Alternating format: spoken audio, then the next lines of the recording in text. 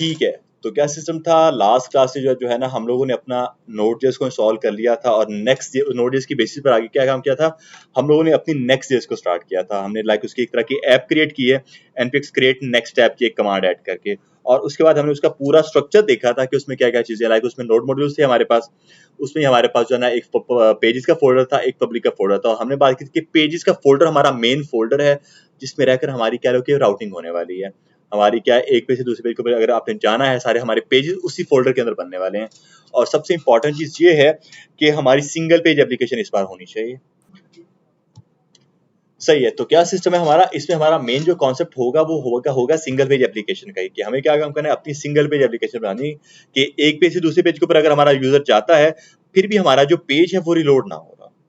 हमने देखा है एंकर टैग जब हम लोग यूज करते हैं अपनी HTML के अंदर तो हमारे पेज को रिलोड कर देता है, जिससे हमारी वेबसाइट स्लो हो सकती है। और हमने इसका ऑपोजिट देखा था अपने YouTube को, आप किसी भी पेज के ऊपर जाओ आपका पेज रिलोड नहीं करता, वो सिंगल पेज एप्लीकेशन है। तो हम लोग यहाँ पे आके कुछ वही काम करने वाले हैं। मैं यहाँ पे आऊंगा, हमने कौन सा कोई फोल्डर बनाया था अपना, ये नेक्स्ट का फोल्डर बनाया था हमने, और ये चेक कर लो, ये हमने कुछ लास्ट टाइम सारा फोल्डर समझा था, बस इसमें कोई वर्किंग नहीं स्टार्ट की थी। मैं आखिर क्या काम करूंगा, बस इसी में आकर अपना इसको ओपन विद कोड कर देते हैं और देखते हैं कि क्या कहता है हमें। ठीक है, ये काम हमारा बन गया। उसके बाद आखिर मैं क्या काम करूंगा, पहले अपना टर्मिनल ओपन करते हैं और हमें पता है कि अब हम लोग गो लाइव के थ्रू स्टार्ट नहीं करेंगे। अब कैसे स्टार्ट करेंगे, हमने एक कमांड देखी थी इस चीज के लिए, npm run dev की, जो क्या काम कर रही है हमारे से बैक इस सर्वर को स्टार्ट कर देगी। तो आप लोग पहले आओ अपने VS Code के टर्मिनल में, और यहाँ पर आकर क्या काम करोगे, अब यहाँ पर आकर आप लोग अपनी एक कमांड ऐड करोगे npm run dev, एंटर करो इस चीज को आकर, तो आपका ये जो पूरा का पूरा प्रोजेक्ट बना हुआ है ना, ये सारा का सारा बन जाएगा आपका, और यहाँ पर ये आपको एक तरह का प्रोजेक्ट स्टार्ट हो जाएगा। अब यहाँ पर आकर आप लोग एक और चीज देखो कि अब आप लोगों के पास किसी भी तरह की कोई भी HTML की फाइल नहीं होने वाली है। मतलब अगर आप लोगों को अपना कोई स्ट्रक्चर बनाना है तब भी कोई फाइल नहीं होगी आप लोगों की, और आप लोगों को कुछ भी काम करना है आपकी कोई भी .html की फाइल नहीं होगी। आप लोगों को क्या काम करना होगा, आप लोगों को सारा का सारा अपना काम .js की फाइल में ही रहकर करना पड़ेगा। और इसके बारे में हमने बात की थी कि ये क्या है, हमारा जावा JSX होती है, जावास्क्रिप्ट XML, इसके बारे में हम लोग अभी बात करते हैं। तो क्या सिस्टम है, इसमें हमने कुछ वही काम करना है, लाइक इसमें हमारी किसी भी तरह की कोई .html की फाइल नहीं होगी। अगर आप देखोगे तो पेजेस के अंदर क्या है, .js की सारी फाइल्स पड़ी हुई है हमारे पास। अब हमने बात की थी कि इसमें हमारी जो सबसे एक इंपॉर्टेंट फाइल है वो कौन सी फाइल है, ये index.js की फाइल। अपना टर्मिनल में आकर मैं इसको जरा बंद करूं, तो आप लोग अब इस कोड में आकर अगर देखते हो तो यहाँ पर आप लोगों को एक चीज देखेगी कि यार ये इसमें एक तरह का फंक्शन हमारा बना हुआ है, एक तरह का फंक्शन है, फंक्शन का नाम क्या है, होम। और वो फंक्शन हमें रिटर्न क्या करवा कर दे रहा है, वो फंक्शन हमें रिटर्न करवा कर दे रहा है हमारी पूरी की पूरी HTML, कह सकते हैं इसको ऐसे। तो इसको कहा जाता है आप लोगों की JSX, कि आप लोग अपनी जावास्क्रिप्ट को और आप लोग अपनी HTML को दोनों को एक साथ लिख सकते हो यहाँ पर। तो आपका फंक्शन पहले बना और वो फंक्शन जो है वो आपका रिटर्न करा रहा है आपकी पूरी पूरी HTML को। बट अब इसी के अंदर आकर आप लोग एक और चीज देखो कि उसी HTML के अंदर रहकर जो है ना मैं उसमें भी अपनी JS को लिख रहा हूँ। अगर आप लोगों को याद हो तो ये हमारे पास टेम्पलेट लिटरल्स लगे हुए हैं। हमने अपनी जावास्क्रिप्ट के अंदर टेम्पलेट लिटरल्स को देखा था। क्या आपने अगर अपने किसी भी वेरिएबल को डायनामिक कॉल करवाना है, आप क्या काम करो, बैकटिक्स लगाकर डॉलर का साइन और कर्ली ब्रैकेट्स वहां पर आकर लगा दो। तो ये कुछ वही काम हो रहा है यहाँ पर आकर। अब यहाँ पर हो ये रहा है कि आप जो अपनी CSS में क्लासेस बनाते थे ना, लाइक मैं कंटेनर बनाता था, ये सब कोई भी क्लास बनाता था, यहाँ पर आप लोगों की वो क्लास भी डायनामिक होने वाली है, काफी डायनामिक होने वाली है। इसका मतलब क्या है, इसका मतलब ये है कि आप लोग पहले आकर कर देते थे कुछ ये काम, पहले आकर आप लोग करते थे कंटेनर ऐसे ऐसे ही, पहले कुछ आपका इस तरह का हो रहा होता था, बट अब ऐसा नहीं होगा, अब होगा कुछ ऐसा। स्टाइल्स हमारा क्या है, स्टाइल्स हमारा एक तरह का वेरिएबल है और उसमें से हम लोग अपनी मेन की क्लास निकाल रहे हैं। देखो स्टाइल को ऊपर मेरा वेरिएबल है, मैंने उसको इंपोर्ट किया हुआ और यहाँ पे आके हम लोग ये काम कर रहे हैं। अब देखो पहले तो हमने लास्ट टाइम भी कुछ बेसिक्स देखे थे, आज की क्लास में भी अगेन कुछ बेसिक्स ही बताऊंगा। अगर ये कवर होते हैं फिर हम लोग आगे मूव कर सकते हैं, वरना नहीं कर सकते हैं। सो अभी तक हमने सिर्फ ये चीज देखी कि यार आप लोग अपनी इसी फाइल के अंदर आकर अपनी HTML और अपनी जावास्क्रिप्ट दोनों को एक साथ देख सकते हो। अब अगली चीज ये है आप लोगों का इंपोर्ट एक्सपोर्ट का सिस्टम। आप लोगों को अगर याद हो तो आप लोग अपनी दूसरी जो आपकी फाइल थी, आपका जो index.html होती थी, उसमें आप क्या काम करते थे, उसमें आपने अगर अपनी CSS को लिंक करना, आप लिखते थे लिंक कॉलन CSS और उसमें अपनी CSS की फाइल का पाथ दे देते थे, कुछ ऐसे होता था। यहाँ पर कुछ ऐसा नहीं होने वाला। यहाँ पर आप लोगों को ES6 मॉड्यूल को यूज करना पड़ेगा। ये है हमारे पास ECMAScript 6, ठीक है। हमारे पास 2016 में ये चीज आई थी ECMAScript 6 थी। इसमें ये था कि आपकी जावास्क्रिप्ट के ऊपर जो है ना उन्होंने कुछ इंपोर्ट एक्सपोर्ट का लॉजिक ऐड कर दिया था कि अगर आपको कोई अपनी फाइल किसी और फाइल को अपनी इस फाइल में यूज करना है, आप लोगों को पहले उसको इंपोर्ट करना पड़ेगा यहाँ पर आकर। ठीक है, तो यहाँ पे आके हमने वही काम किया, इंपोर्ट किया अपने स्टाइल्स को, कहां से, यहां से। और ये अगर आप देखोगे तो उसका प्रॉपर पाथ है, स्टाइल्स का फोल्डर है, ये आप देखो स्टाइल्स का फोल्डर, और उसके अंदर क्या है, home.module.css, ये वही फाइल, हमने ये वाली फाइल को यहाँ पे आके लिंक किया हुआ है, नजर आ रहा है सबको? हमने बस इस फाइल को यहाँ पर आकर लिंक किया हुआ है। अब ऑब्वियसली ये जो स्टाइल्स है इसका नाम वापस हारिस भी हो सकता है, क्योंकि जो मैंने बात की ये सिर्फ एक तरह का वेरिएबल है, तो जहां जहां पर पहले स्टाइल्स लिखा हुआ था वहां आप क्या आ जाएगा, हारिस आ जाएगा। वहां पर चेक कर लो, हारिस किया यहाँ पर आकर भी मैंने, यहाँ पर आकर स्टाइल्स पहले जो स्टाइल्स है यहाँ पे आके भी मेरा हारिस हो गया। कहीं और अगर हम लोग देखते हैं तो यहाँ पर ये भी हमारा हारिस हो जाएगा, और ये भी हमारा हारिस हो जाएगा। अब देखो मैं कोई एक जो है ना हारिस नहीं रखता, लाइक यहाँ पे आके जो ना मैं इसको हारिस रखता हूँ, लेकिन इसको मैं स्टाइल्स ही रख दूंगा वापस से। अब स्टाइल्स कोई वेरिएबल एग्जिस्ट नहीं कर रहा, ऐसी है, मुझे मिल सकता है मेरे ब्राउजर में एक तरह का एरर।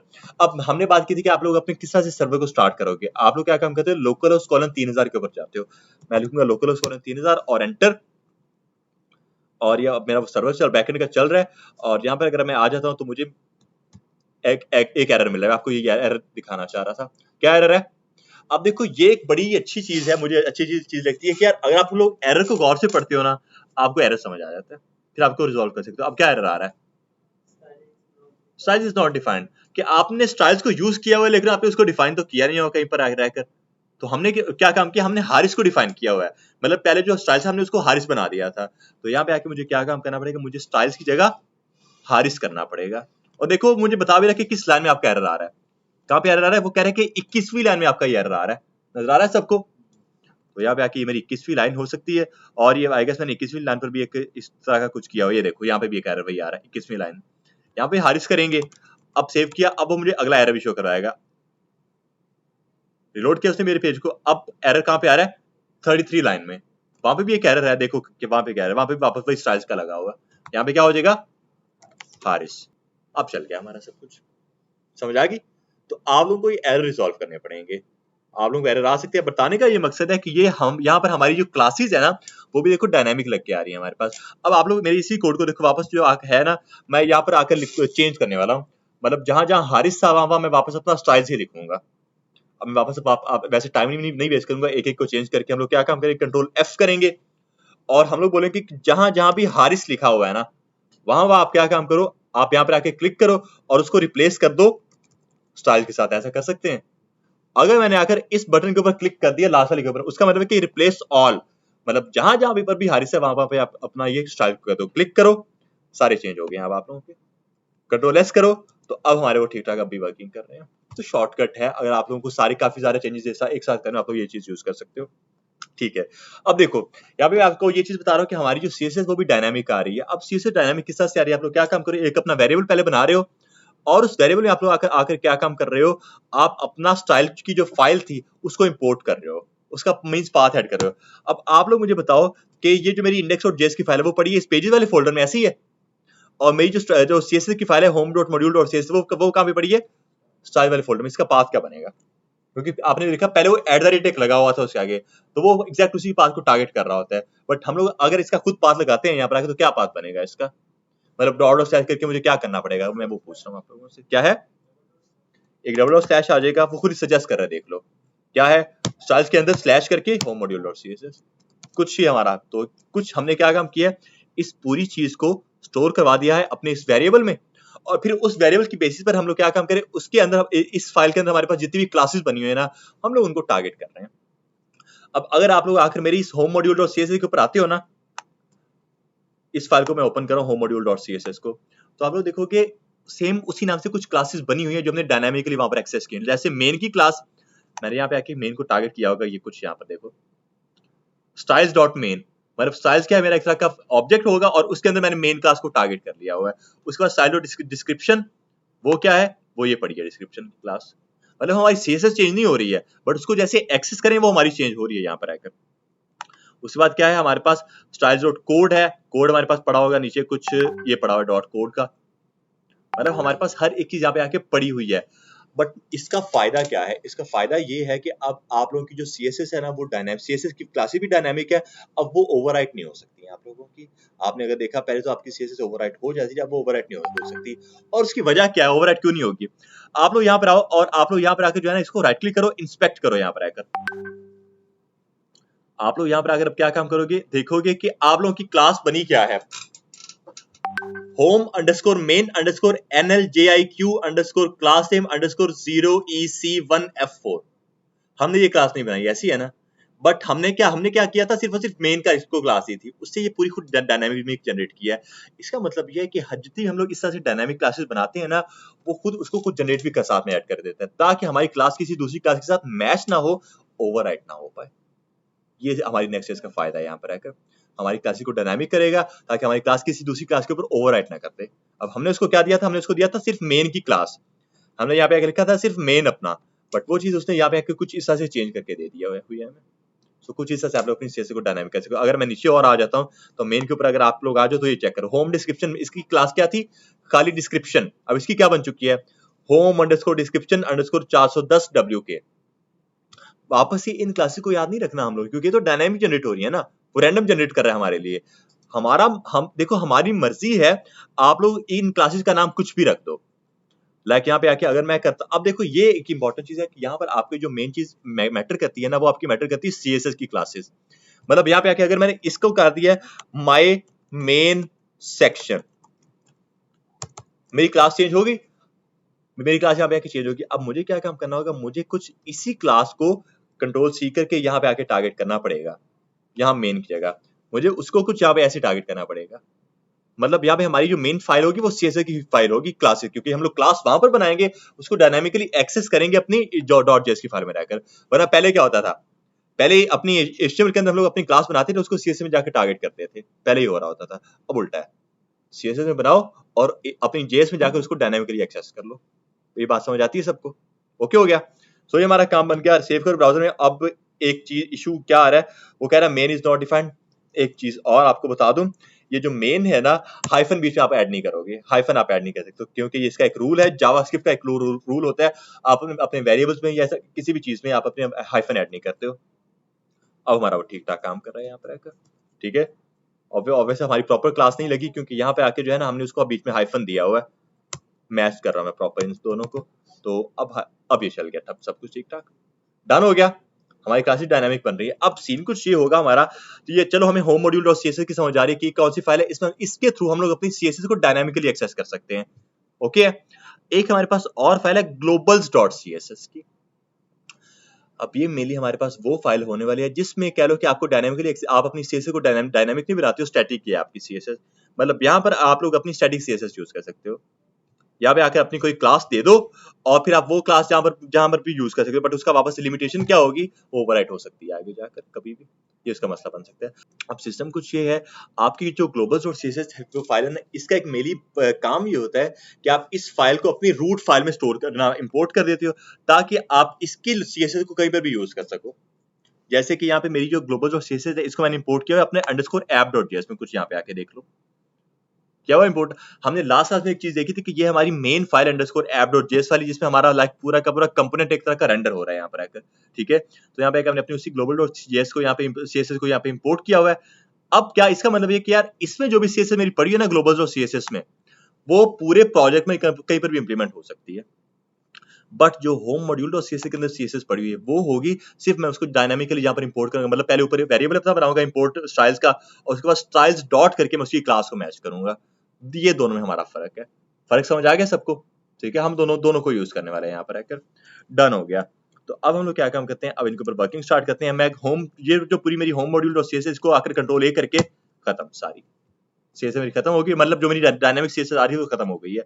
और उसके बाद ग्लोबल वाले को भी खत्म कर रहा हूँ यार, नहीं चाहिए मुझे। और उसके बाद अगली चीज एक और खत्म करो कि जो उसने मुझे बाय डिफॉल्ट स्ट्रक्चर बनाकर दिया था ना, मेरा पूरा प्रोजेक्ट उसने मुझे बनाकर दिया था ये वाला, मैं ये भी अपना पूरा खत्म करूं कि बुरा लग रहा है कि मैंने इसकी सीएसएस हटा दी सारी की सारी। ये मैं जो मेरा पूरा का पूरा मेन का टैग है ना, मैं इसको भी खत्म कर रहा हूँ यहाँ पर एक। तो अब आ रहा है हमारे पास कुछ इस तरह से ब्लैंक पेज है। अब अपना बना लेंगे कुछ हम लोग। ऊपर आ जाओ और ऊपर जो चीजें इंपोर्ट नहीं, जो चीजें हमें नहीं चाहिए देखो वो लाइट हो गई है खुद ब खुद। क्या स्टाइल्स को आपने इंपोर्ट किया, बट वो ऊपर हमें क्या कह रहा है कि styles is declared but it's value is never used. अगर यूज नहीं हुई तो उसको हटा दो यार आकर। और सेम हिस्सा से ऊपर इंटर को भी मैं हटा दूंगा, मुझे इस इमेज की भी जरूरत नहीं है। इमेज बेसिकली नेक्स्ट इसके अंदर हमारा खुद एक बिल्ट इन इमेज का टैग होता है, आप लोग वो यूज करते हो, बट इसको भी हम लोग अभी करंटली हटा रहे हैं। सो ये हमारा क्या एक बहुत ही बेसिक सा हमने स्ट्रक्चर डिजाइन किया, और अभी हमारा करंट जो पेज है करंटली वो बिल्कुल ब्लैंक आ रहा है हमारे सामने। अब अगला काम ये है कि हम लोग अपना बना लेंगे कुछ स्ट्रक्चर। इस पूरे को हटा दो यार यहाँ से आके, पूरा ब्लैंक कर दिया मैंने। स्टार्टिंग से स्टार्ट करेंगे। अब फंक्शंस, फंक्शंस क्या काम कर रहे थे हमारे, हमारी जावास्क्रिप्ट में फंक्शंस हमने देखे थे यार, आप एक बार अपना लॉजिक बना लो और आप उसको जितनी मर्जी बार और जहां मर्जी यूज कर सकते हो। हमने ये बात की हुई है अपने फंक्शन, हमारा फंक्शंस का कुछ ये लॉजिक होता था। अब यहाँ पे आके मैं आप सब लोगों से एक चीज कहूंगा कि आप लोग एक अपनी एक्सटेंशन को इंस्टॉल करोगे रिएक्ट डेव टूल्स की, बल्कि वो तो ब्राउजर एक्सटेंशन, आप लोग यहाँ पे आके एक और अपनी एक्सटेंशन इंस्टॉल करोगे VS कोड में, वो है आप लोगों की रिएक्ट रिडक्स, नहीं ES7, sorry ES7 react Redux. ये बेसिकली मेरे पास वो चीज इंस्टॉल है पहले आकर, ये वाली ES7 react Redux react native snippet. Basically है क्या चीज, आप लोगों के पास एक तरह का शॉर्ट हैंड होता है कि आप लोगों को पूरा का पूरा अपना फंक्शन बनाना ना पड़े, बस आप ये यूज करो, आपका पूरा फंक्शन बन जाएगा। शॉर्ट हैंड एक तरह का, आप लोग इसको नीचे स्क्रॉल करके चेक कर सकते हैं किस तरह से हमारा वर्किंग कर रहा होता है, और मैं आपको बता रहा हूँ इसकी वर्किंग किस तरह से होगी। आपने ये इसको इंस्टॉल कर लिया, अब आगे जाके आप लोग क्या काम करोगे, अगर इसको अभी से यूज नहीं करना तो आप लोग मुझे बताओ कि हमारा जो है ना एक फॉर्म कह रहा हूँ, हमारे एक फंक्शन का बेसिक सिंटैक्स क्या होता था, फंक्शन कीवर्ड, उसके अलावा और क्या होता था, फंक्शन मैं लिखता हूँ रैंडम, फॉर एग्जांपल रैंडम, और स्मॉल ब्रैकेट्स कर्ली ब्रैकेट्स, ये हमारा फंक्शन सिंपल बन गया, ऐसे ही होता था। बट हम लोग पहले क्या काम करते थे, और जिसमें उसको रिटर्न नहीं करवाते थे, नहीं ना करवाते थे हम लोग रिटर्न, या बस अब एक थोड़ा सा चेंज है कि हम लोग उसको रिटर्न करवाएंगे, यहाँ पर आकर रिटर्न करवाएंगे। अब रिटर्न क्या करवाएंगे, रिटर्न हम लोग उसको करवाएंगे अपनी वो पूरी HTML जो हमने पहले बनाई थी, मतलब हमारा फाइल .js की ही है, बट उसमें हमारा एक फंक्शन बनेगा जो रिटर्न हमें करवा रहा होगा हमारी HTML, और उसको मैं HTML नहीं कहूंगा, उसको मैं कहूंगा मेरी JSX, जावास्क्रिप्ट XML, मतलब HTML और JS दोनों साथ साथ में। तो अब अगर आप लोग यहाँ पर आकर लिख देते हो अपना H1 का टैग, सजेस्ट नहीं करेगा अभी आप लोगों को, मैं आपको बताऊंगा कैसे सजेस्ट करेगा। H1 लिखा हेलो नेक्स्ट ऐप, ठीक है, सेव किया ब्राउजर में, आप तो जरा चेक करना है आप लोगों ने, अभी नहीं आएगा, सॉरी अभी ये नहीं आएगा। अभी हमने एक्सपेक्ट करके थी हेलो नेक्स्ट ऐप वो शो कर रहा है, लेकिन उसने नहीं शो करवाया। अब इसने शो क्यों नहीं करवाया, अब इसने नहीं, कंसोल में नहीं शो करवाना इसने, अब वेब पेज की ही बात है।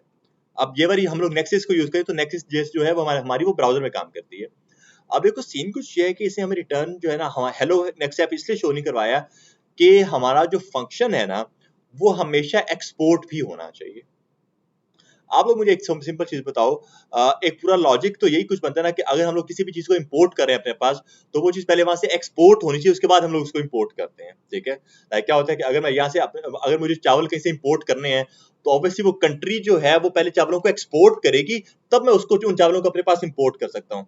लॉजिक यही होता है। तो यहाँ पे कुछ वही सिस्टम है कि अगर आप लोगों को अपना ये फंक्शन यूज करना है तो आप लोग पहले इसको एक्सपोर्ट करोगे, उसके बाद आप इसको इंपोर्ट करोगे, कुछ इसमें लॉजिक है। तो आप इसको एक्सपोर्ट कैसे करते हो, आप इसको एक्सपोर्ट करते हो एक्सपोर्ट लिख के, एक्सपोर्ट और डिफॉल्ट, और आगे अपने फंक्शन का नाम जिसको आपने एक्सपोर्ट करना है, मेरे फंक्शन का नाम क्या नाम है, रैंडम, सिंपल, ये एक्सपोर्ट हो चुका है, बस एक्सपोर्ट डिफॉल्ट, और आगे अपने फंक्शन का नाम सेव किया, ब्राउजर में आओ और अब जरा चेक करो, आ रहा है हमारे पास हेलो नेक्स्ट ऐप।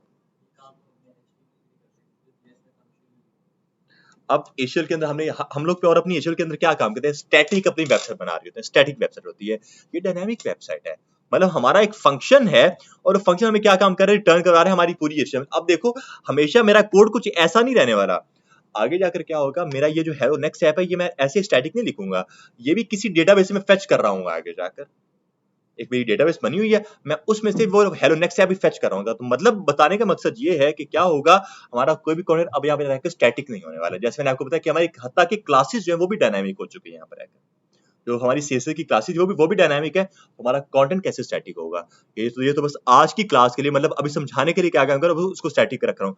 आगे जाके क्या होगा, हमारी ये चीज भी डायनामिक आएगी, काम कुछ इस तरह से हमारा होने वाला है, ताकि हम लोग अपनी डेटाबेस के अंदर से फैचिंग कर सकें प्रॉपर आगे जाकर। सो करंटली इसको क्या काम करेंगे, H1 दो, और आप लोग क्या काम करोगे, इसको लिख दोगे हेलो नेक्स्ट ऐप, आपने अपना फंक्शन पहले बना लिया और आपको फंक्शन को एक्सपोर्ट करना पड़ेगा, तब आपका वो यूज हो पाएगा। ठीक है, ये हमारा काम बन चुका है, हमारा ये हो गया। हेलो नेक्स्ट आ पा रहा है हमारे पास। अब एक और चीज देखो, आप लोग, मैं एरर शो करवाना चाह रहा हूँ। एक पी का टैग ऐड करके मैं उसमें कुछ लॉरम इप्सम करके कुछ कंटेंट ऐड करना चाह रहा हूँ। एक पी का टैग एरर आ गया, और पहली बार है कि ये मुझे लॉरम इप्सम करके कुछ सजेस्ट नहीं कर रहा, बट वो सजेस्ट ना भी उसको हम लोग बाद में देखते हैं। बट पहले तो ये एरर को गौर से देखते हैं ना कि एरर क्या कह रहा है। वापस मैं आप लोगों से ये कहूंगा कि एरर पढ़ो बस। अच्छा, अगर आप लोग इसको बंद कर दो, अपने इस चीज को आप लोग आकर बंद कर दो, तो आप लोगों को क्या एरर दे रहा है? Cause by syntax error. यहाँ पे आके वो आपको बता रहा है कि यार ये आपके तरह का सिंटैक्स एरर है। अनटर्मिनेटेड रेगुलर एक्सप्रेशन लिटरल, यार ये आपको जो है ना रेगुलर एक्सप्रेशन का एरर होता है। अब ये चीज मेरी याद रखो, आप लोगों को याद होगा, आप लोगों को भी एक चीज पता होगी कि हमारा स्ट्रक्चर बहुत इंपॉर्टेंट चीज है। अब आप लोग मुझे बताओ कि मैंने आप लोगों को ये चीज कई बार बताई होगी कि हमेशा हमारा पेरेंट एक हो और उसके चाइल्ड मल्टीपल हो सकते हैं। बात ऐसा करता है तो क्या, अगर आपके मल्टीपल चाइल्ड हो तो उन सबको एक पेरेंट में रैप कर दो, ताकि क्या हो, आगे जाके अपने अपने उसी पेरेंट को टारगेट करके उसको आगे आगे यूज कर सको। ये बात हम लोग करते रहते हैं। तो यहाँ पे कुछ वही सिस्टम है। अब ये चल रही है हमारे पास हमारी जैसे, हमें उसका प्रॉपर एरर दे देगा। मैं उसी चीज का आपको प्रैक्टिस पहले से करवा रहा था, बट अब वो हमारे लिए मस्ट हो चुकी है चीज कि आप लोगों को क्या काम करना पड़ेगा, इस पूरे को रैप करना पड़ेगा एक पेरेंट में रहकर, तब वो काम करेगा, वरना काम नहीं करेगा। अब देखो यहाँ पे क्या हो रहा है, ये मेरे चाइल्ड, एक मेरा चाइल्ड H1 हो गया और एक चाइल्ड हो गया P का टैग, एरर आ गया। वो कह रहे कि आप मल्टीपल चाइल्ड को ऐसे बगैर किसी पेरेंट के रेंडर कर रहे हो। इसको बोला जाता है आपकी फ्रेगमेंट। कुछ टर्म्स इंपॉर्टेंट टर्म्स होती हैं, ये याद रख लेना। इसको बोला जाता है आप लोगों की फ्रेगमेंट। फ्रेगमेंट का मतलब क्या है कि आप उसके अंदर रहकर जो है ना अपने मल्टीपल चाइल्ड्स को रेंडर कर सकते हो, मतलब कोई भी अपना चाइल्ड रेंडर कर सकते हो। तो यहाँ पे आके मैं कुछ इसको ऐसे नहीं लिखूंगा, मैं आकर इसको लिख सकता हूँ सिंपल एक div का टैग, मतलब मेरा एक पेरेंट हो सकता है, और इसके अंदर आकर मैं लिख दूं अगर H1 हेलो ऐप, और उसी के अंदर एक मेरा P का टैग और दिस इज पैराग्राफ, कुछ इस तरह से। सही हो गया, सेव किया ब्राउजर में। अब जरा चेक करो, अब मुझे कोई एरर नहीं आ रहा है यहाँ पर। बात समझ आ रही?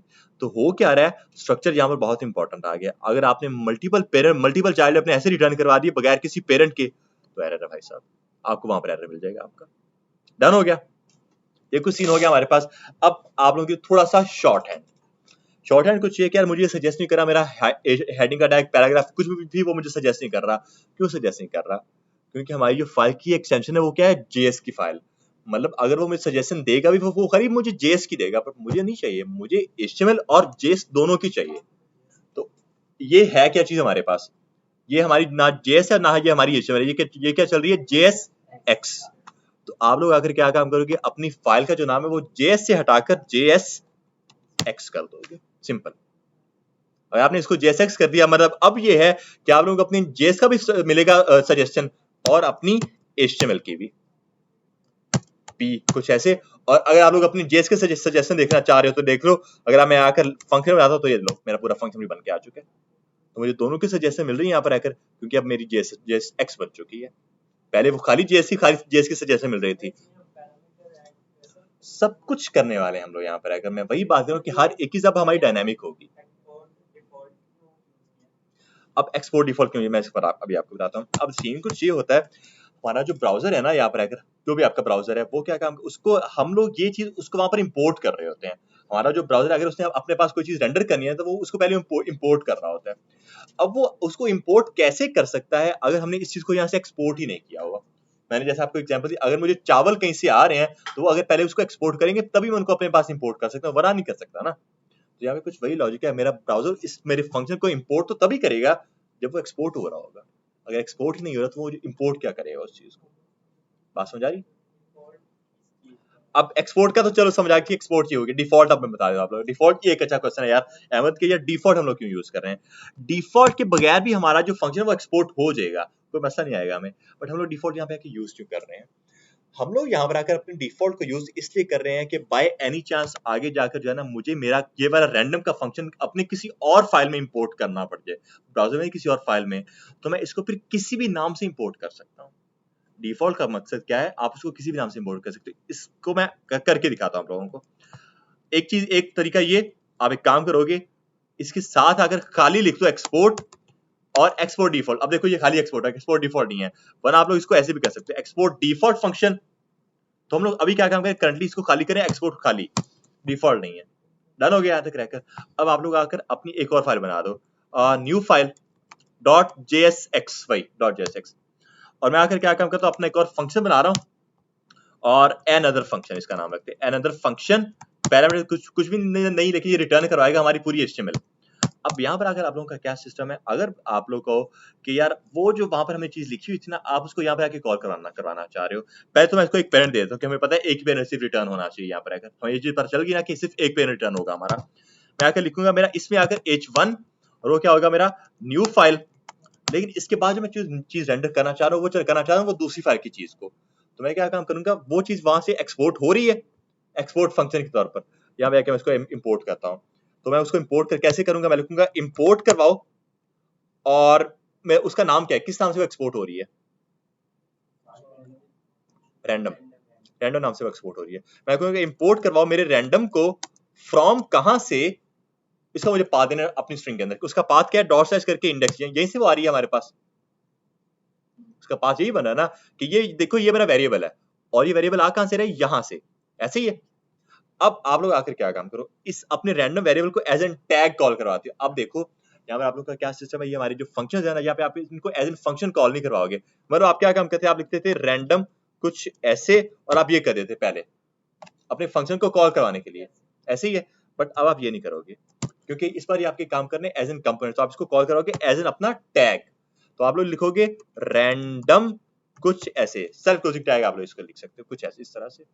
डन हो गया, ये हमारा काम बन गया। उसके बाद another फंक्शन जो है हमारे पास, मुझे इसको भी एक्सपोर्ट करना पड़ेगा, क्योंकि जो है मेरा ब्राउजर इसको इंपोर्ट कर रहा है अपने पास। मैं लिखूंगा एक्सपोर्ट करो डिफॉल्ट और another फंक्शन। यहाँ पे डिफॉल्ट अभी मैं लगाया, अभी आपको समझ आएगा ये मैंने क्यों लगाया। अब आप लोग आओ यहाँ पर, और वो कह रहा है default export is not a react component in page, एक सेकंड स्लैश, नहीं डबल स्लैश नहीं आएगा, एक मिनट, मैं स्लैश करके जा रहा हूँ मेरे किस फाइल के ऊपर, न्यू फाइल के ऊपर, एक सेकंड मुझे बस एक मिनट। तो उसका नाम यही है न्यू फाइल, स्पेलिंग मिस्टेक है, new file, same to same वही नाम रखना है आप लोगों ने। एंटर किया हमने इस चीज को, ये हमारी न्यू फाइल आ चुकी है। अब वो क्या कह रहा है, element type is invalid, expected a string for built in components और a class for component for composite but got undefined, you likely to forget to export your component from the file it's defined in. ठीक है, वो कह रहा है कि यार आप शायद उसको एक्सपोर्ट करना भूल गए, लेकिन आपने उसको इंपोर्ट किया हुआ है। लेकिन हमने तो उसको इंपोर्ट किया हुआ है ना, यहाँ पर एक्सपोर्ट भी किया और इंपोर्ट भी, फिर भी वो हमें एरर क्यों दे रहा है। वो मैं एरर इसलिए दे रहा है क्योंकि आप इसको आकर रखोगे अगर अपनी कर्ली ब्रैकेट्स में, फॉर एग्जांपल आप इसको अपनी कर्ली ब्रैकेट्स के अंदर रखते हो, तो फिर आपका आ गया न्यू फाइल, जो मैंने अपनी इसी फाइल के अंदर लिखा हुआ था, और रैंडम जो मेरी सेपरेट फाइल थी उसमें मैंने क्या चीज लिखी हुई है, hello app this is paragraph और कुछ चाहिए, वो जो आ रहा है हमारे पास। अब मैं इसको बता रहा हूँ क्या हो क्या रहा है यहाँ पर आकर, क्योंकि मुझे पता है बाउंसर जा रहा है। देखो एक हमारा फंक्शन है रैंडम का, और उसको मैं क्या काम कर रहा हूँ, एक्सपोर्ट सिंपल कर रहा हूँ। डिफॉल्ट नहीं, एक्सपोर्ट सिंपल है। एक्सपोर्ट सिंपल का ये मतलब है कि अगर आपने अपने इस फंक्शन को किसी और फाइल में इंपोर्ट करना है ना, तो आपको उसको उसी नाम से इंपोर्ट करना पड़ेगा।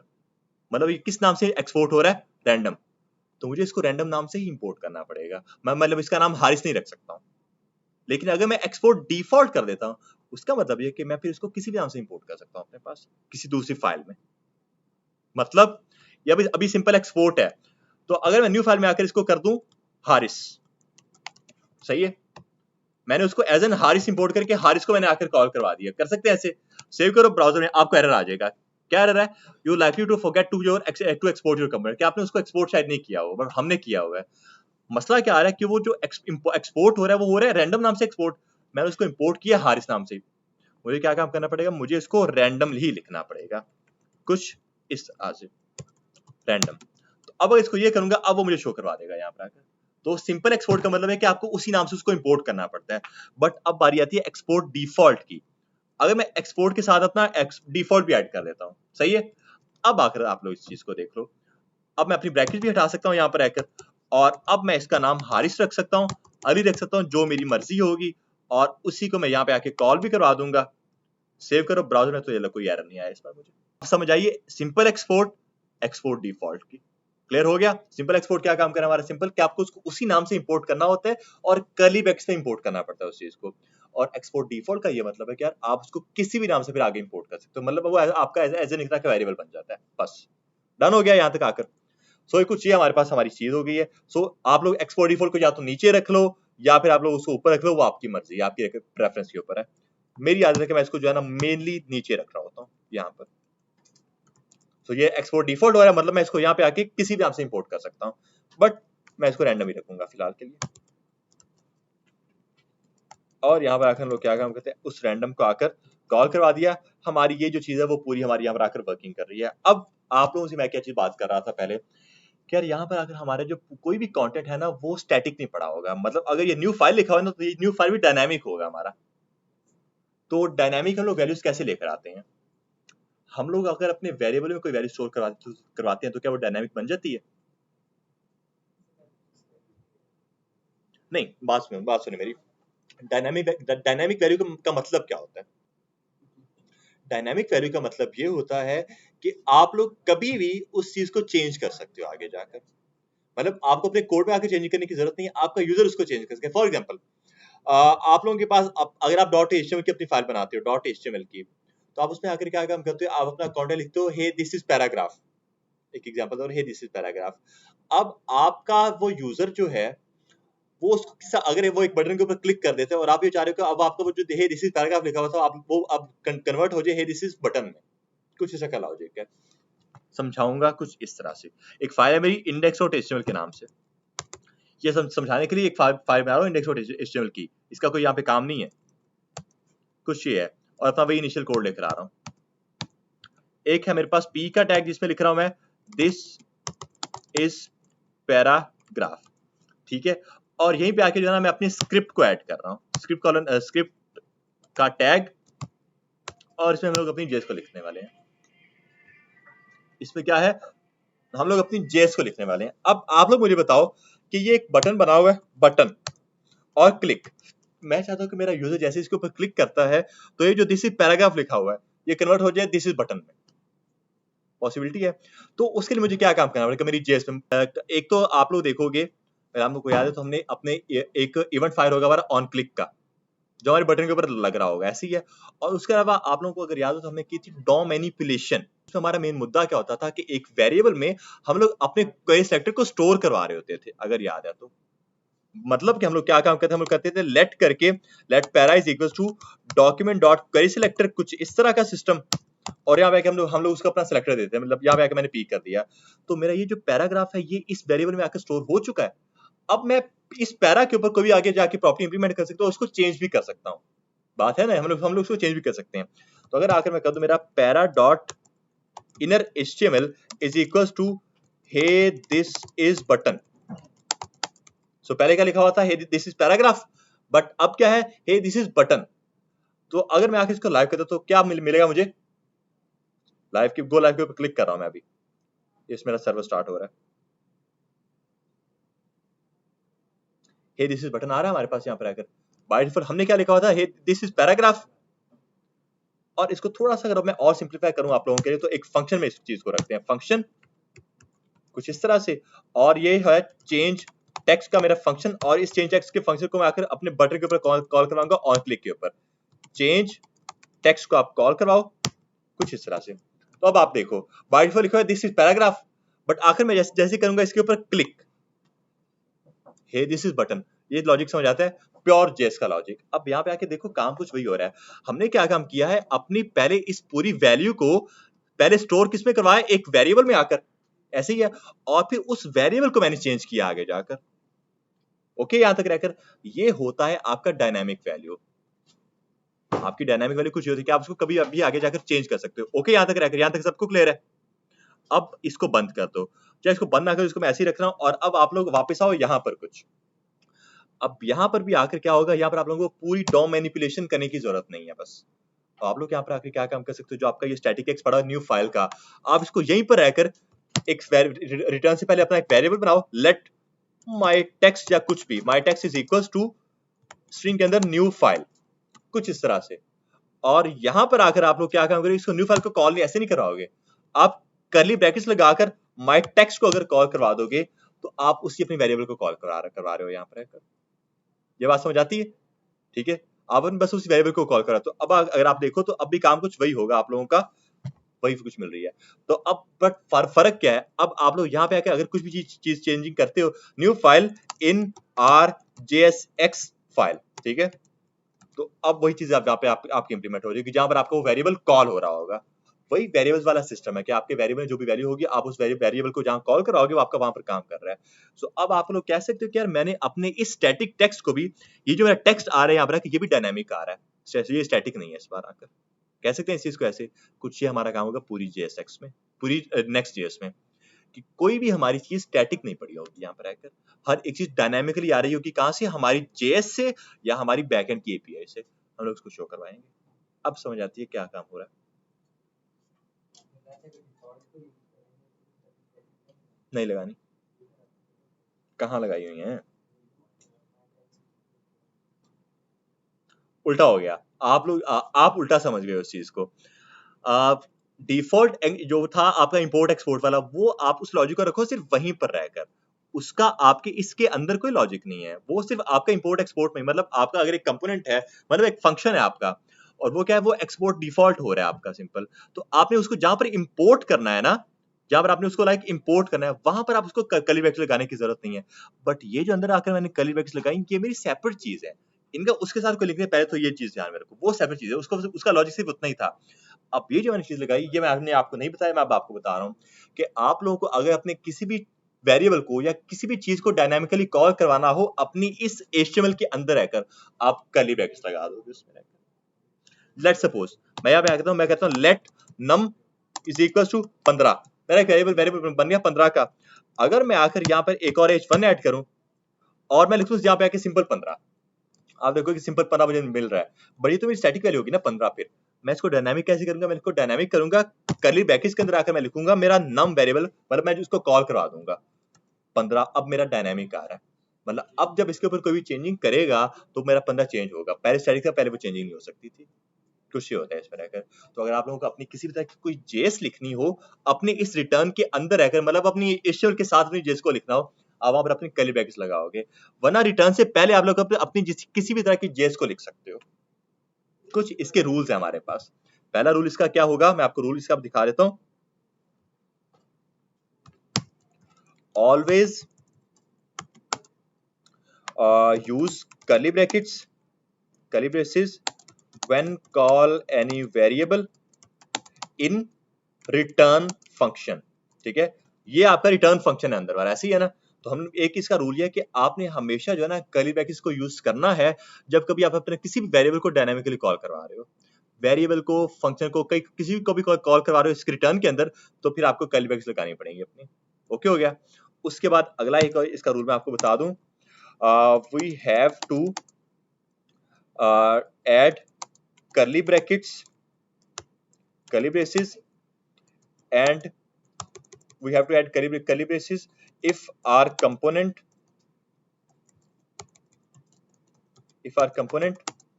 is not exporting as default, कि अगर हमारा कंपोनेंट डिफॉल्ट एक्सपोर्ट नहीं हो रहा है तो आपको कर्ली ब्रैकेट्स वहां पर ऐड करनी पड़ेंगी, और ये सेपरेट रूल है, ऊपर ये इंपोर्ट एक्सपोर्ट के लिए रूल है। ठीक है, मैं इसको लिखता हूं फॉर इंपोर्ट एक्सपोर्ट। ठीक है, ये हमारा इंपोर्ट एक्सपोर्ट के लिए है। तो अगर आप लोगों को अगर आपका फंक्शन जो है ना डिफॉल्ट एक्सपोर्ट नहीं हो रहा, तो आपको उस कर्ली ब्रैकेट में उसी के नाम से उसको इंपोर्ट करना पड़ेगा। एक इसका रूल ये हो गया, डन हो गया। और दूसरा रूल ये है कि अगर आपने अपनी किसी भी तरह का कोई लॉजिक ऐड करना हो अपनी इस रिटर्न के मेथड के अंदर, तो आपको वहां पर भी अपनी कर्ली ब्रैकेट्स को ऐड करना पड़ेगा। मतलब यहाँ पे आके आप एक चीज देख लो यार, H1 के अंदर आकर मैं अपनी अगर कर्ली ब्रैकेट्स लगा रहा हूँ, इसका मतलब ये है कि मैं अपनी किसी भी तरह की JSS में लिख सकता हूँ, मतलब कि 7 मल्टीप्लाई बाय मैं कहता हूँ 7 मल्टीप्लाई बाय 9, सेव करो ब्राउजर में आओ 63 आ जाएगा। बात समझ आ रही है? मतलब मैं क्या काम कर सकता हूँ, किसी भी तरह की अपनी जेस को लिख सकता हूँ, उसके बाद आगे मल्टीप्लाई दोबारा कर दो 9 के साथ और उसको ऐड कर देगा। ये हम लोग क्या काम करें, अपनी मतलब कैलकुलेशन भी कर सकते हैं इसमें रहकर। फायदा क्या हुआ, हमें यहाँ पर रहकर एक ही फाइल में रहकर सारा काम हो रहा है। डिफरेंस क्या है, आपको जहां पर अपनी HTML लिखनी है आप उसको ऐसी स्टैटिक लिख दो अपने टैग के अंदर, बट जहां पर आपको अपनी जेस लिखनी है आपको कर्ली ब्रैकेट्स बस ऐड कर देनी है वहां पर रहकर, उसमें आप अपनी जेस को लिख सकते हो। अब समझ आई कुछ काम क्या हो रहा है? डन हो गया। अब आप या तो आप ऐसे कर लो या आप अपने वेरिएबल को कॉल कराओ इसमें रहकर, बात है कि है तो वो आपकी जेस ही ना, अब वो कुछ इसमें रहकर इस तरह से काम कर सकते हो। ये है सिंपल आपकी नेक्स्ट.js, और React.js के भी सेम लॉजिक्स हैं, दोनों एक ही चीजें हैं, बट ये फ्रेमवर्क है उसका, कुछ इसमें और भी फीचर्स हैं। बहरहाल सबको समझ आ गई ये चीज?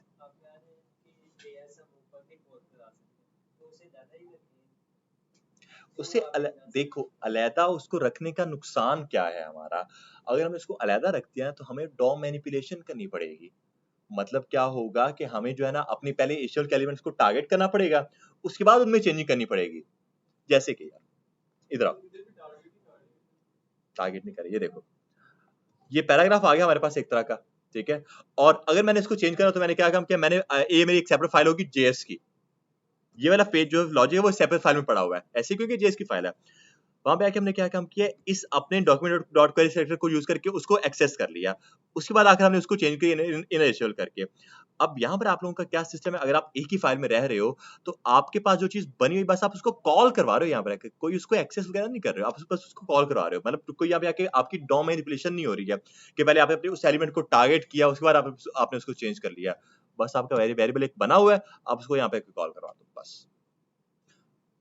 डिफरेंस क्या है, रिटर्न से पहले अगर आप कोई भी काम करते हो आपको कर्ली ब्रैकेट ऐड करने की जरूरत नहीं है। रिटर्न से पहले अगर आप किसी भी तरह की JS लिखते हो आपको उसमें अपनी कर्ली ब्रैकेट्स को ऐड करने की जरूरत नहीं है, बट अगर रिटर्न के अंदर आप किसी भी तरह की अपनी JS को लिखना चाह रहे हो वहां पर आप लोगों को एक कर्ली ब्रैकेट्स को ऐड करना पड़ेगा, इसमें कुछ ये काम होता है आपका। फाइल हमारी .js की ही बनेगी, लेकिन ऑब्वियसली टैग तो सारे वही यूज होंगे, टैग यूज होंगे हमारे, बट स्टैटिक टैग्स कोई नहीं पड़ा होगा हमारा, इस पर डायनामिक होगा सारा का सारा कंटेंट हमारा, बस कुछ ये डिफरेंस है इसमें रहेगा। अब डन हो गया कुछ, ठीक है, ऐसा से चीजें सारी क्लियर हो जाएंगी आप लोगों को।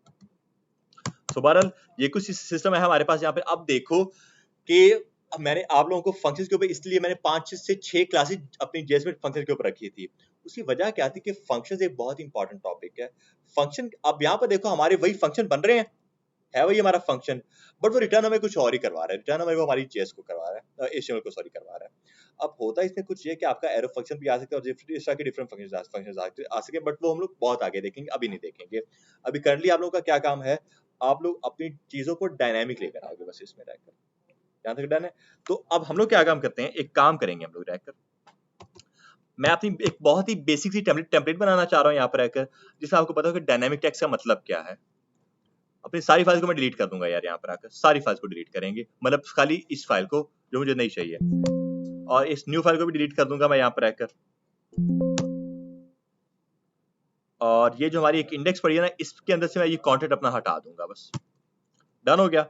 और होम मॉड्यूल डॉट CSS और ग्लोबल्स डॉट CSS इसको ऐसे रखते हैं। अब आप लोग आओ जरा इधर, यहाँ पर रैंडम इसका नाम नहीं रखते यार, आप अपने फंक्शन का नाम, ये होगा हमारा प्रॉपर इंडेक्स का फंक्शन, मतलब हमारा होम पेज हो सकता है ये, डन हो गया। अब आओ जरा इधर, मैं कोई अपनी बहुत ही एक बेसिक सी टेम्पलेट बनाना चाह रहा हूँ यहाँ पर आकर, फ्री वेबसाइट टेम्पलेट्स, बट इस बार वो टेम्पलेट होगी मेरी डायनामिक, मतलब जो कोई भी टेक्स्ट मेरा स्टैटिक नहीं पड़ा होगा, फ्री वेबसाइट टेम्पलेट्स, छोटी सी कोई मैं अपनी वेबसाइट बनाऊंगा यहाँ पर बस, जैसे मैं यही बना सकता हूँ यार, बहुत बेसिक सी, मतलब सिर्फ मेरे पास एक बैकग्राउंड इमेज लगी हुई है यहाँ पर आकर, और उसके ऊपर मेरे पास एक कंटेंट है और ये भी कंटेंट ही कुछ पड़ा हुआ है। आओ जरा इसको बनाते हैं, अब एक किस तरह से बनेंगे आखिर हम लोग अब वो देखने वाले हैं। अब देखो बाय डिफॉल्ट हमारा जो पेज है वो बिल्कुल ब्लैंक है, यहाँ पे आ रहा हूँ मैं, और मैं यहाँ पे आके अपना एक टैग ऐड करूंगा, डिव, खैर ऊपर मेरा डिव बना हुआ है ना, आप लोग इसको आकर क्लास होगे कंटेनर के नाम से, class is equal to container, ठीक है।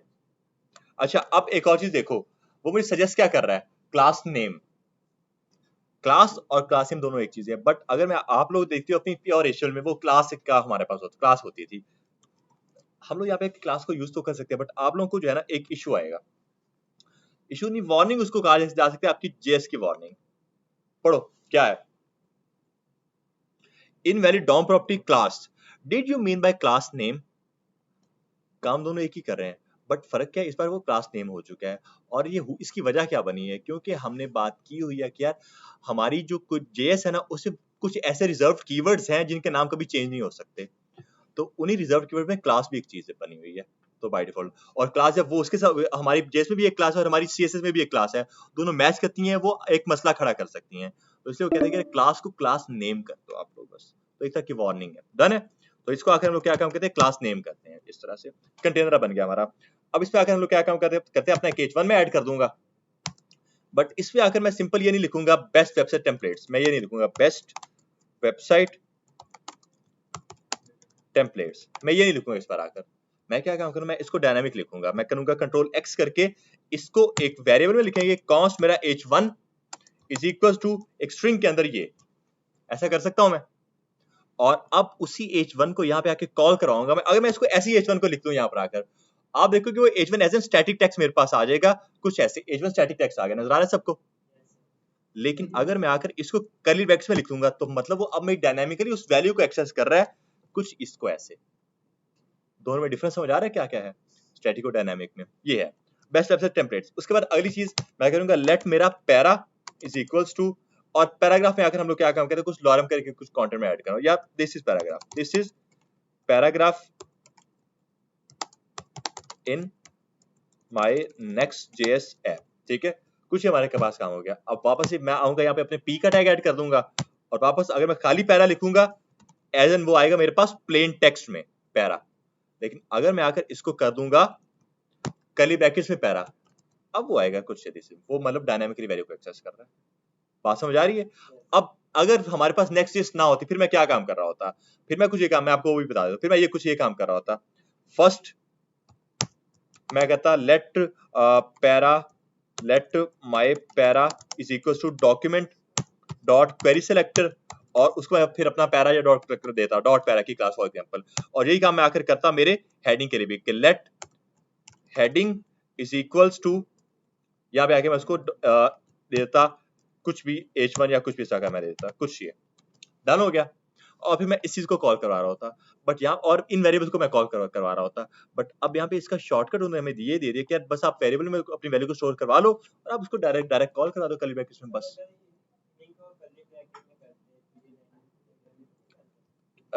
आप इसकी बात कर रहे हो ये नहीं। अब ये देखो, बात कर क्वेश्चन अच्छे निकाल रहे थे बीच में से वैसे। अब देखो सीन कुछ ये है इसमें, अगर आप कंट्रोल X करते हो इस चीज को और मैं इस चीज को यहाँ पर आकर ऐसे पेस्ट कर दूं, फॉर एग्जांपल ऐसे पेस्ट कर दिया, और ये है किसमें, ये है मेरे रिटर्न में, तो बाय डिफॉल्ट अभी आएगा as an plain text, as an plain text enter हो गया। अगर आप इसको आकर ऐड कर देते हो अपने कर्ली ब्रैकेट्स में कुछ ऐसे, एरर, सेव करो ब्राउजर में और एरर पढ़ो, let cannot be used as an identifier in strict mode। अब ये चीज ध्यान में रखो आप लोग कि आपका जो रिटर्न है ना, ये वाला रिटर्न इसका मतलब क्या है? इसका सिंपल मतलब ये है कि इसमें जो भी कंटेंट होगा वो कोई ना कोई चीज हमेशा रिटर्न करवा रहा होगा, हमेशा कोई ना कोई चीज उसमें रिटर्न हो रही होगी। लेकिन यहाँ पर अगर आप लोग आकर देखो कोई चीज रिटर्न नहीं हो रही है, बस चीजें बन रही हैं, रिटर्न नहीं हो रही है।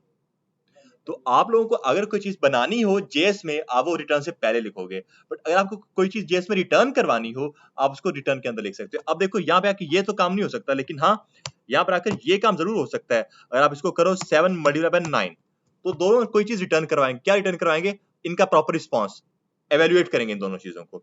तो क्या काम कर सकते हैं दोनों, वो मुझे शो करवा देंगे 63, नजर आ रहा है सबको? नहीं, लेकिन ये उसने शो करवाया 63, आ रहा है सबको नजर? अब तो रिटर्न के अंदर का मतलब ये है कि इनमें जो भी कंटेंट होगा वो कोई ना कोई चीज हमेशा रिटर्न करवा रहा होगा, और रिटर्न से पहले का मतलब ये है कि यार वो चीज आगे जाके रिटर्न के अंदर रिटर्न हो जाएगी, बस ये इसमें डिफरेंस होता है। डन हो गया? तो इसलिए यहाँ पे आके हम लोग ये काम कर सकते हैं, लेकिन यहाँ पे आके हम लोग ये काम नहीं कर सकते क्योंकि ये वाला जो लॉजिक है वो कोई चीज रिटर्न नहीं करा रहा, बस लॉजिक बना रहा है हमारा। तो इसलिए हम लोग इसको क्या काम करेंगे, इसको हम लोग रख देंगे अपने रिटर्न से पहले, इसको लोग आकर रखेंगे रिटर्न से पहले, और नीचे आकर हम लोग उसको कॉल करवा रहे हैं तो मतलब वो रिटर्न हो रही है, तो नीचे आके हमारा वो कुछ हिस्सा से बनकर आ जाएगा। कुछ हमारा क्या है कि इस तरह से इसमें वर्किंग होती है। अब यहाँ तक कुछ समझ आइए आप लोगों को नेक्स्ट चीज की? डन है? ठीक है, ये हमारा हमें कुछ समझ आती है। अब अगली चीज के ऊपर आ जाते हैं, बटन। और बटन भी हम लोग जो है इस तरह से स्टैटिक या डायनामिक हमारी मर्जी है। मैं कहता हूँ लेट मेरा btn 1 is equals to download, और एक और btn होगा मेरा गेट स्टार्टेड का, और ये देख लो वो मुझे जो एरर दे रहा है वो वही लेट का एरर दे रहा है कि आपने सेम वेरिएबल को दोबारा डिक्लेयर किया हुआ है। इसको लेट btn 2 कर दो, और यहाँ पे आके मैं पहले वाले में कॉल करा दूंगा मेरे btn 1 को, और फिर btn 2 को ब्राउजर किया, तो ये लो वैसे ही बटन बन के आए। बट अब आप लोग कह सकते हो कि नहीं भाई साहब अब हमारी टेम्पलेट पूरी जो है वो डायनामिक है, आप लोग अब इसको कभी भी चेंज कर सकते हो, मतलब अगर मैं आज डाउनलोड के ऊपर क्लिक करके इसका टेक्स्ट चेंज करना चाहूँ मैं वो कर सकता हूँ। मैं कुछ इस तरह के क्या काम करना चाहूँ। हाँ आप वो तो आगे आपका सीएसएस का काम है ना, वो तो सीएसएस ही है, वो वैसी रहेगी। तो ये मैंने कुछ चीजें बना ली, अब मैं अपनी सीएसएस के ऊपर करूँ जी, कुछ कह रहे हैं? अच्छा, अब मैं अपनी सब वापस सीएसएस के ऊपर आता हूँ। तो सीएसएस में हमने अभी देखा कि क्या है, home dot module dot CSS, ये हमारी मेन फाइल होगी जिसमें हमारी वैल्यूज डायनामिक आ रही होंगी। तो लेकर आते हैं। सो पहले क्या होगा, मैं बनाऊंगा मेरा डॉट कंटेनर की एक क्लास, आईडी चेंज नहीं हो रही, ठीक है। तो क्लास कंटेनर हो गया। अब इसमें आकर हम लोग क्या काम करते हैं, अपने बैकग्राउंड इमेज को मैं ऐड करता हूं। बैकग्राउंड यूआरएल हमने देखा ये सीएसएस में कैसे ऐड होती हैं, और आप इसको आकर कोई अपना यूआरएल पास कर दो यार, नेचर का ही पास कर दो।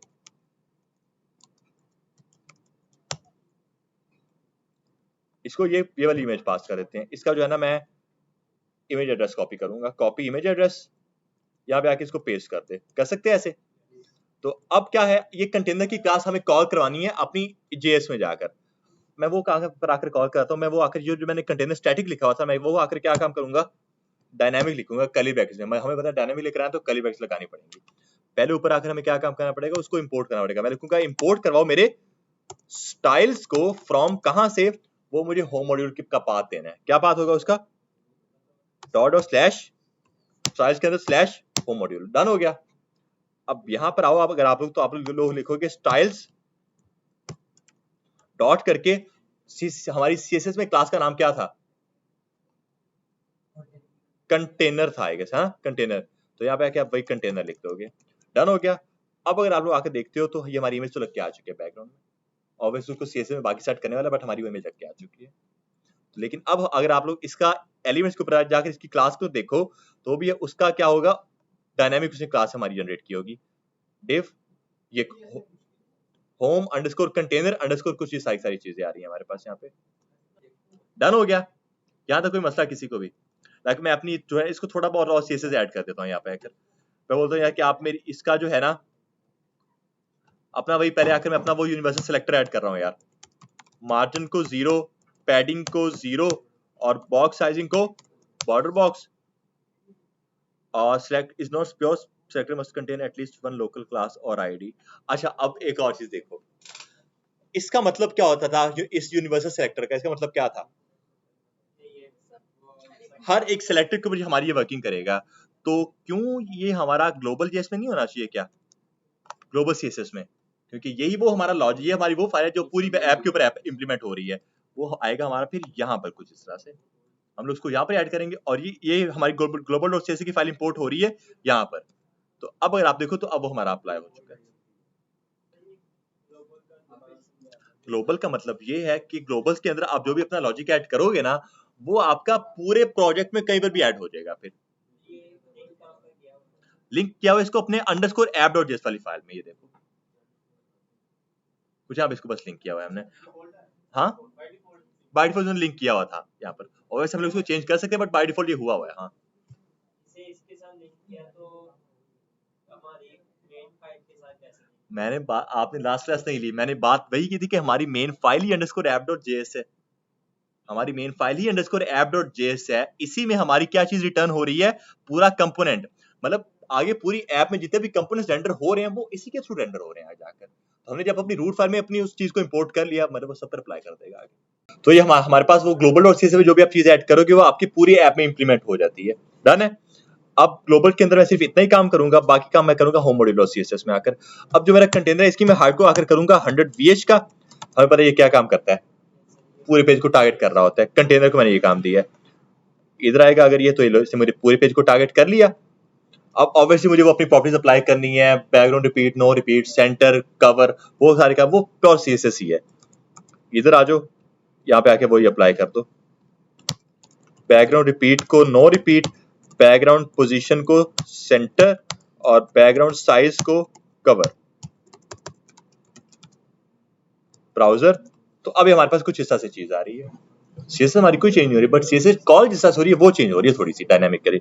उसके बाद हमारा ये वाला पूरा का पूरा कंटेंट, मैं अगर बोलूंगा क्या डॉट कंटेनर के अंदर जो हमारा कह लो कि क्या है, क्या पड़ा हुआ है डॉट कंटेनर के अंदर, H1 है, पैराग्राफ और 2 बटन्स हैं, कंटेंट है ना हमारा कुछ एक तरह का। या एक और चीज कर लो यार, इस कंटेनर के अंदर अपना एक डिव और रैप करो, और ये होगा आपका कंटेंट के लिए। मैं आऊंगा यहाँ पर और यहाँ पे आके मैं डॉट कंटेंट की भी क्लास बनाऊंगा और उस डॉट कंटेंट की क्लास को मैं यहाँ पे आके डायनामिकली कॉल करवा दूंगा। Class is equal to styles dot curly brackets के अंदर स्टाइल्स डॉट कंटेंट, कुछ इस तरह से।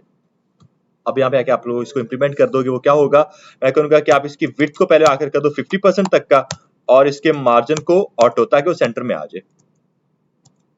सेंटर में आ गया, ठीक है। उसके बाद अगली चीज, इसको डिस्प्ले फ्लैक्स वगैरह करके उन्हें बिल्कुल वर्टिकली सेंटर में लेकर आ जाते हैं।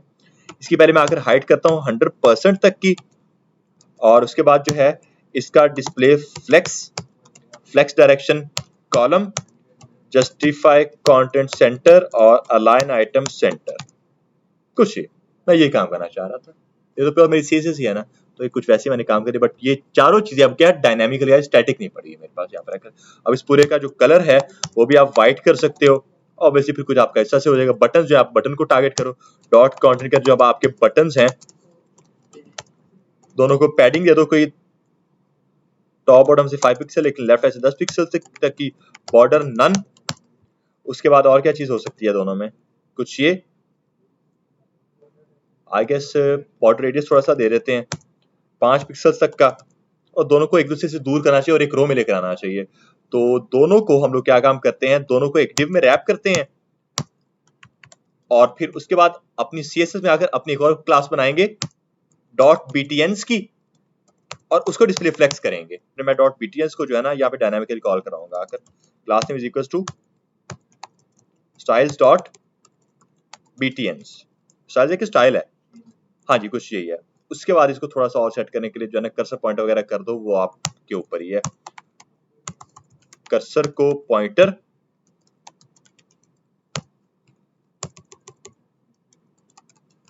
कर्सर पॉइंटर हो गया, और दोनों को जो है ना हम लोग मार्जिन दे देते हैं आकर, या डॉट बीटीएस के तरह आकर मैं बोलूंगा क्या, जो मेरा बटन है और उसका जो लास्ट चाइल्ड है, कॉलम लास्ट चाइल्ड, अब उसको मार्जिन दे दो लेफ्ट साइड से मार्जिन दे दो। सीएसएस के अंदर ही हमारा फंक्शन होता है लास्ट चाइल्ड का, ये सीएसएस का काम है। वो हमारा लास्ट वाले चाइल्ड को सिर्फ टारगेट करता है, फर्स्ट वाले को टारगेट नहीं करता। 10 पिक्सल्स कर रहा हूं मैं इस चीज को, कुछ ऐसे आ जाएगा हमारे पास। बीटीएस को थोड़ी बहुत टॉप स्पेसिंग दे दो, मार्जिन टॉप से इसको 10 पिक्सल तक की, कुछ ये लो हमारी पूरी एक टेम्पलेट हमने बनाई है। बट हाँ, ये पूरी टेम्पलेट अब डायनामिक है, मतलब ये जो कंटेंट मैंने स्टैटिक अपनी एचटीएमएल के अंदर नहीं रखा हुआ, इस कंटेंट को मैंने रखा हुआ है डायनामिक यहाँ पर रहकर। अब देखो स्टैटिक टेक्स्ट का मतलब एक नुकसान ये भी होता है कि आपका स्टैटिक टेक्स्ट कॉपी हो सकता है कहीं पर रहकर भी, आपका कोई भी हैकर आकर उसको एक्सेस कर सकता है। डायनामिक टेक्स्ट का मतलब है कि उसको आपका वेरिएबल मिलेगा, आपका टेक्स्ट नहीं मिलेगा, रेफरेंस ये होगा इसमें रहकर। समझ आ गई कुछ ये चीजें, इसलिए हमारा पूरा का पूरा कंटेंट डायनामिक होना चाहिए इसमें रहकर। अब मैं आपको एक चीज दिखाता हूँ, codeupskill.com।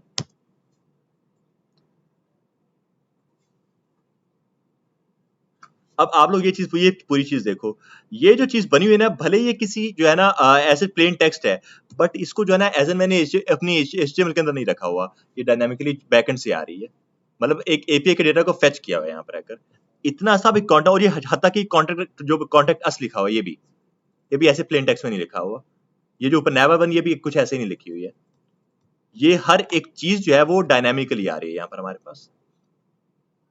ये जो हमारे पास नीचे पूरा का पूरा पैराग्राफ है, ये एक पी का टैग है, उसमें सिर्फ कर्ली ब्रैकेट लगा के उसको कॉल करवाया हुआ है, बट ये कहीं पर स्टोर है, वहां से हम लोग उसको लेकर आ रहे हैं। ये एक पूरा काम हमने करना है आगे जाकर, हर एक चीज हमारी डायनामिक होगी आगे जाकर। समझ आ गई, ये हर एक चीज इसमें डायनामिक है अब आप लोगों की। अब इस कोड को एक्सेस नहीं किया जा सकता, इसके कोड को एक्सेस नहीं किया जा सकता, इनके वेरिएबल को जरूर एक्सेस किया जा सकता है, बट इसके कोड को एक्सेस नहीं किया जा सकता। समझ आ गई, सिंपल, डन। अब इसको मैं रैप करूँ, आहिस्ता आहिस्ता हम लोग इसको ऊपर थोड़ी सी प्रोग्रेस करते जाएंगे। करंटली हम लोग इसको अब यहाँ पर एंड कर रहे हैं बस।